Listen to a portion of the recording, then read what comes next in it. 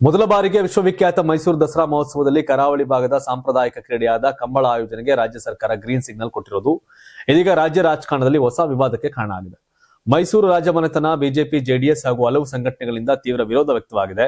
ಕರಾವಳಿಯ ಸಾಂಸ್ಕೃತಿಕ ಪರಂಪರೆಯನ್ನ ದಸರಾ ಉತ್ಸವದೊಂದಿಗೆ ಜೋಡಿಸುವ ಅಗತ್ಯವೇ ಇಲ್ಲ ಅಂತ ಅಭಿಪ್ರಾಯಗಳು ಕೇಳಿಬರುತ್ತಿವೆ. ಈ ಕುರಿತು ಕೇಂದ್ರ ಸಚಿವ ಎಚ್ ಡಿ ಕುಮಾರಸ್ವಾಮಿ ಎಕ್ಸ್ ಮೂಲಕ ಸರಣಿ ಪೋಸ್ಟ್ಗಳನ್ನು ಮಾಡಿ ಸರ್ಕಾರದ ವಿರುದ್ಧ ವಾಗ್ದಾಳಿ ನಡೆಸಿದ್ದಾರೆ.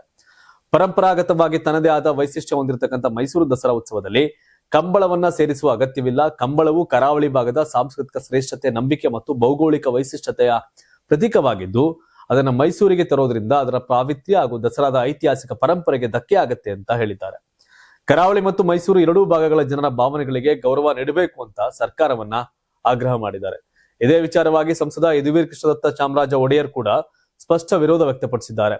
ದಸರಾದ ಹಿನ್ನೆಲೆ ಮತ್ತು ಕಂಬಳದ ಹಿನ್ನೆಲೆ ಎರಡೂ ವಿಭಿನ್ನವಾಗಿದ್ದು ಹೊಸ ಆಕರ್ಷಣೆಯ ಹೆಸರಿನಲ್ಲಿ ಎರಡನ್ನೂ ಬೆರೆಸುವುದು ಸೂಕ್ತವಲ್ಲ ಅಂತ. ಕರಾವಳಿ ಭಾಗದ ಕಂಬಳಕ್ಕೂ ನಮಗೂ ಅಪಾರ ಗೌರವವಿದೆ, ಆದರೆ ದಸರಾ ಉತ್ಸವದ ಭಾಗವನ್ನ ಅದನ್ನ ಸೇರಿಸುವ ಅಗತ್ಯವಿಲ್ಲ. ಮೊದಲು ದಸರಾವನ್ನ ಇಂದಿನ ವೈಭವದಂತೆ ಅಚ್ಚುಕಟ್ಟಾಗಿ ನಡೆಸುವತ್ತ ಸರ್ಕಾರ ಗಮನಹರಿಸಬೇಕು ಅಂತ ಸಲಹೆ ಕೊಟ್ಟಿದ್ದಾರೆ.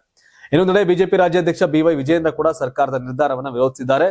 ಮೈಸೂರು ದಸರಾ ತನ್ನದೇ ಆದ ವಿಶಿಷ್ಟ ಸಾಂಸ್ಕೃತಿಕ ಪರಂಪರೆ ಹೊಂದಿರತಕ್ಕಂಥ ನಾಡಹಬ್ಬ ಆಗಿದ್ದು ಅದರ ನಡುವೆ ಕಂಬಳವನ್ನ ಸೇರಿಸುವ ಅಗತ್ಯವಿಲ್ಲ ಅಂತ ಹೇಳಿದ್ದಾರೆ. ರಾಜ್ಯ ಸರ್ಕಾರ ಮಾಡಲೇಬೇಕು ನಿಂತಿದೆ, ಮಾಡಲೇಬೇಕು ನಿಂತಾಗ ಅವ್ರು ಮಾಡೇ ತಿರ್ತಾರೆ.